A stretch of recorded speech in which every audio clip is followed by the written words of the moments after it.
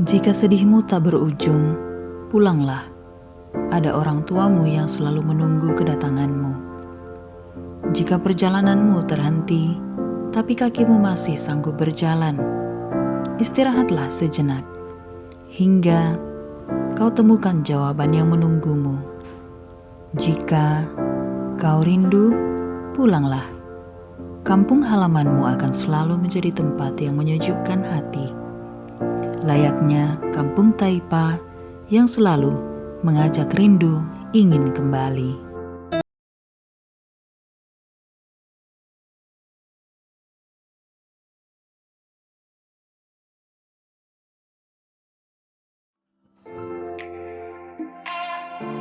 Hai travelers, ada yang rindu kampung halaman nggak nih? Kalau iya, segera liburan deh, karena yang namanya rindu jangan ditahan-tahan. Kali ini jalan-jalan bareng Nila yuk ke Kampung Taipa, salah satu destinasi wisata yang adem banget. Berada di Desa Sorowako, Kabupaten Luwu Timur. Perjalanan menuju Luwu Timur butuh waktu yang cukup lama, yakni memakan waktu hingga 12 jam dari kota Makassar. Namun, jangan khawatir, ada alternatif lainnya yang bisa kamu gunakan, yakni menggunakan pesawat udara dari Makassar. Dari Makassar menuju Bandara Bua dengan waktu tempuh hanya 45 menit saja. Setelah itu, lanjutkan perjalanan menggunakan roda 4 atau roda 2 menuju Desa Sorowako dengan lama perjalanan selama 5 jam lamanya. Setelah tiba di Sorowako, kita langsung menuju dermaga nih travelers. Perjalanan kita dilanjutkan dengan perahu motor atau speedboat. Nah, kali ini saya ditemani Kepala Desa Sorowako, Pak Jihadin Peruge, menuju ke Kampung Taipa. Sepanjang perjalanan, kita akan disuguhkan pemandangan yang menyejukkan mata. Hamparan pegunungan yang mengelilingi Danau Matano. Akhirnya sampai deh kita di Kampung Taipa. Tempat ini cocok banget nih buat kamu yang lagi pengen sendiri melepas penat dari riuhnya kebisingan suasana perkotaan.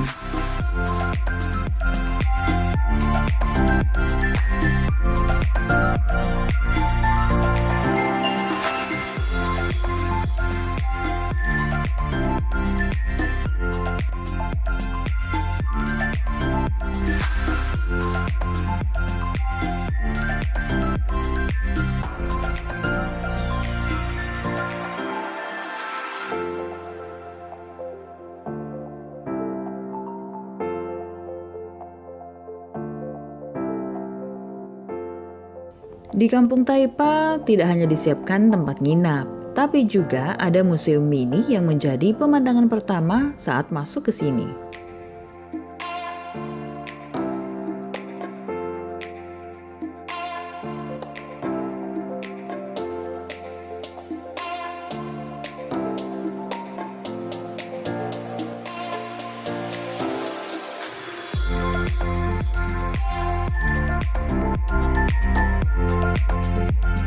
Selain itu, apa saja sih yang dimiliki Kampung Taipa ini? Kita langsung saja yuk ngobrol-ngobrol dengan Kades Sorowako, Pak Jihadin yang juga pengelola Kampung Taipa ini. Assalamualaikum warahmatullahi wabarakatuh. Nah, kita jalan-jalan lagi. Kali ini Nila ngajakin kalian ke Desa Sorowako, di mana desa ini juga kemarin masuk loh dalam anugerah Desa Wisata Indonesia yang diselenggarakan oleh Kemenparekraf. Nah, sekarang saya sudah bersama Pak Desa Sorowako, Pak Jihadin. Assalamualaikum, selamat pagi Pak Desa. Waalaikumsalam, selamat pagi. Oke, nah tadi saya sempat singgung bahwa desa ini juga masuk ke dalam anugerah Desa Wisata dari Kemenparekraf. Masuk berapa besar kemarin Pak? Alhamdulillah, karena ini yang pertama kali juga kita masuk 300 besar. Oke. Nah, sekarang kita ini lagi ada di mana nih Pak? Kalau boleh dijelaskan, karena pemandangannya di belakang aja udah indah sekali. Nanti kita juga akan memperlihatkan keseluruhan dari tempat ini. Saat ini kita berada di pesisir Danau Matano, tepatnya di salah satu objek wisata yang dibuka oleh teman-teman kelompok wisata, yaitu Kampung Taipa. Oke, jadi di Kampung Taipa ini apa saja yang disuguhkan Pak? Di Kampung Taipa ini selain ada homestay buat tempat kita nginap, kita juga mempunyai beberapa fasilitas pendukung seperti sarana-sarana wahana untuk wisata air. Kita ada banana boat, perahu-perahu kayak, snorkeling. Juga kita di sini sebagai salah satu kampung budaya, jadi di tempat ini juga kita ada museum, museum mini yang nanti ke depannya kita akan berusaha untuk membuat suatu museum yang lebih mengenalkan peninggalan-peninggalan yang ada di pesisir Danau Matano ini. Nah, kalau bicara soal Sorowako, ini pasti masyarakat Sulawesi Selatan tahulah kalau Sorowako inilah jadi awal mulanya para datuk di waktu dulu membuat seperti pedang, kemudian keris, mungkin seperti itu Pak ya, betul ya? Betul, jadi Sorowako ini khususnya di Matano dikenal sebagai kampung peradaban besi, karena hampir semua jenis senjata terbaik, utamanya dalam besi itu ditemukan bahannya di pesisir Danau Matano ini. Pesisir Danau Matano. Tadi juga saya sempat jalan-jalan di museumnya, itu ada beberapa kayak parang-parang yang lama itu Pak ya? Iya betul. Jadi itu kita temukan di 2 tempat selain melalui penggalian yang ada di sekitar daratan. Kita juga pada saat melakukan kegiatan diving di Danau Matano, kita kadang menemukan benda-benda tersebut. Oh, jadi ini yang ditemukan di dasar-dasar danau begitu Pak ya? Iya, betul. Oh, oke. Berarti bisa dibilang itu adalah peninggalan sejarah mungkin yang kemudian tenggelam di danau, atau seperti apa Pak? Iya, kurang lebih seperti itu, peninggalan sejarah yang tenggelam di Danau Matano. Oke. Pak, dengar-dengar katanya masih banyak orang yang datang menyelam ke danau untuk mencari harta karun ya berupa besi ini, betul nggak sih Pak? Saat ini ya masih ada beberapa kelompok yang melakukan kegiatan tersebut. Tapi alhamdulillah setelah beberapa tahun ini kami memberikan pemahaman terkait pentingnya menjaga benda-benda tersebut, akhirnya aktivitas sudah mulai berkurang. Sudah mulai berkurang. Ya. Oke. Memang biasanya mereka yang datang dari mana Pak?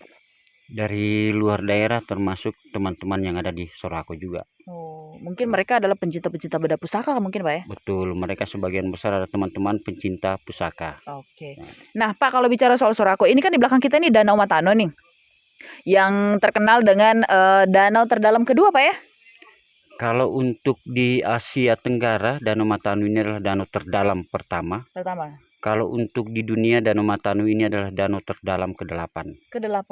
Oh, oke, berarti ke Danau Toba kalah dong Pak ya? Kalah, oke. Nah, kalau bicara soal di yang isinya, kita ngomong soal Danau Matano dulu ya, karena kita bakal jalan-jalan nanti ke Kampung Taipa ini apa aja sih, apakah seindah yang dikatakan Pak Desa tadi. Oke, di Danau Matano ini pasti orang nanya-nanya, di danau ini ada ikan nggak sih Pak seperti di laut? Di Danau Matano ini punya karakteristik tersendiri, keunikan tersendiri, yaitu salah satunya adalah ikan purba yang dikenal sebagai ikan butini.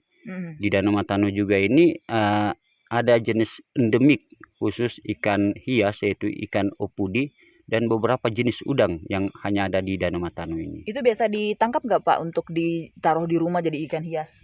Kalau untuk beberapa jenis ikan tersebut, itu adalah salah satu ikan yang langka, yang sulit sekali untuk hidup selain hidup di Danau Matano. Oh, jadi tidak bisa diambil? Iya. Tidak boleh. Memang ada kadar tersendiri apa ya air di danau ini? Ya, kemungkinan dengan Danau Matano ini sebagai danau terdalam, yaitu mempunyai struktur dan kondisi airnya beda, kondisi ya? air yang berbeda dengan danau-danau yang lain. Pernah diminum nggak Pak, rasanya kayak gimana? Salah satu keunikan dari air Danau Matano ini ya, kalau orang Sorowako selalu berkata bahwa sekali minum air Danau Matano pasti balik akan lagi, selalu teringat balik lagi. Oh, berarti nanti kita mesti coba nih diminum ya. Oke. Minum. Kami di sini, utamanya saya ini mulai lahir dan besar di sini, hidup dari air Danau Matano dan kita minum.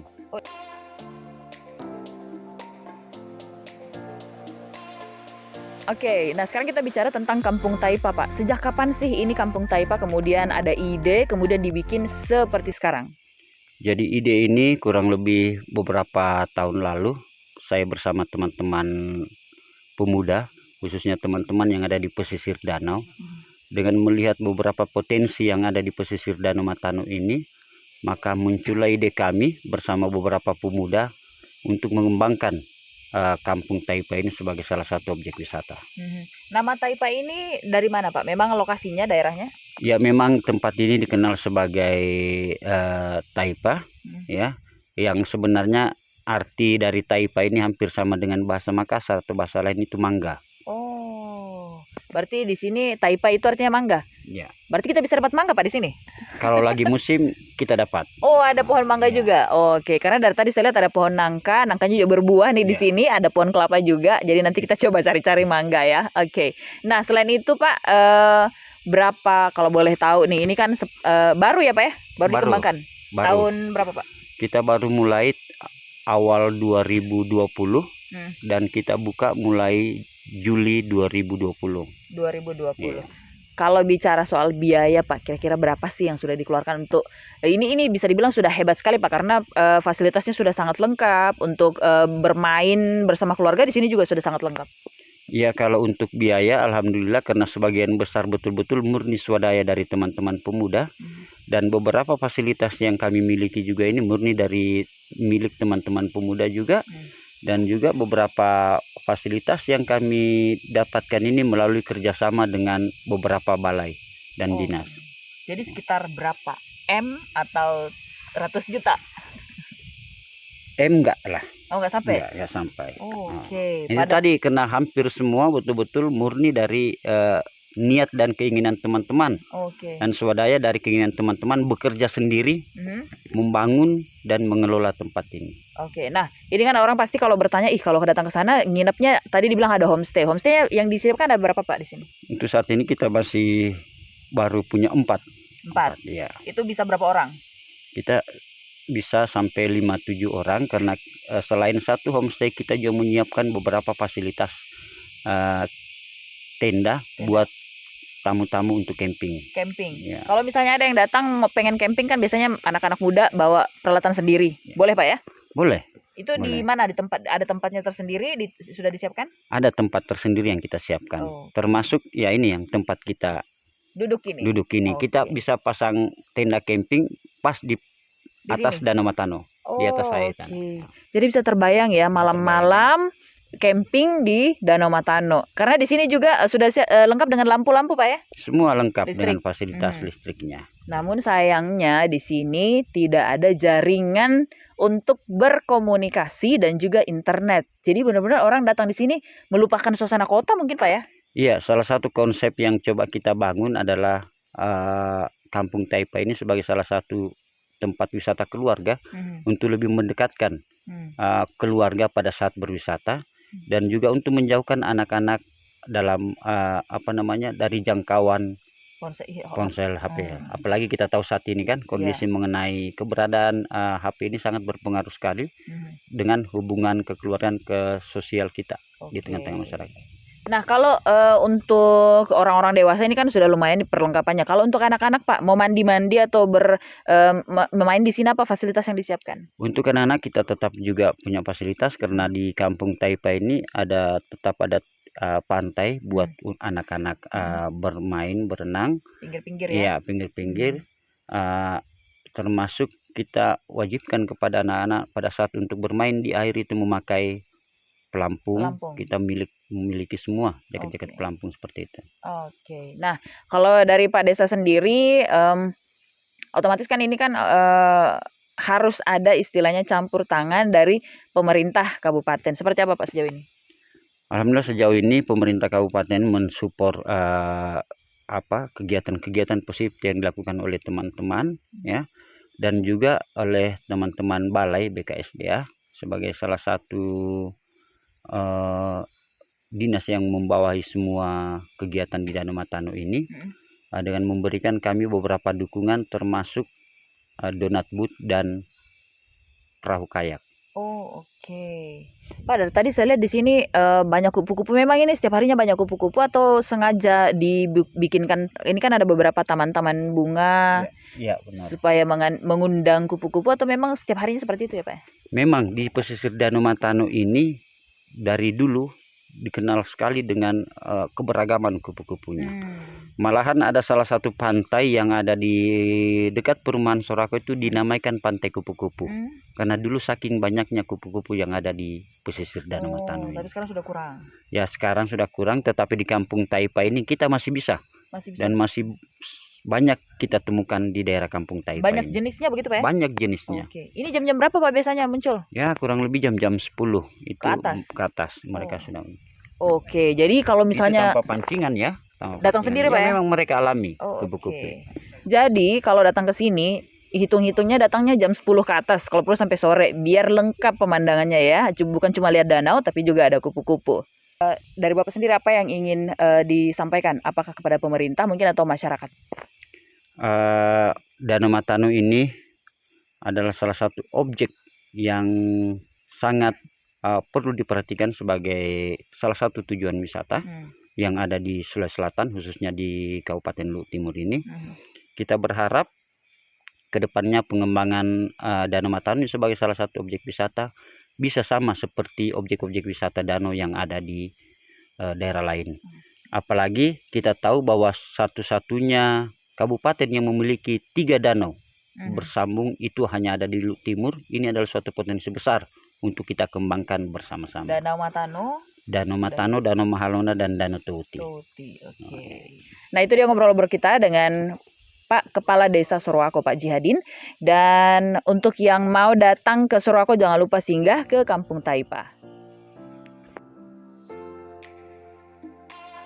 Travelers, untuk kamu yang ingin stay seharian di sini, bisa banget loh. Menginap semalam juga bisa. Tatanan lampu nan cantik dan indahnya warna Danau Matano dilengkapi kerlap-kerlip lampu dari perkampungan di antara pegunungan yang mengelilingi danau, semakin bikin betah untuk staycation di sini.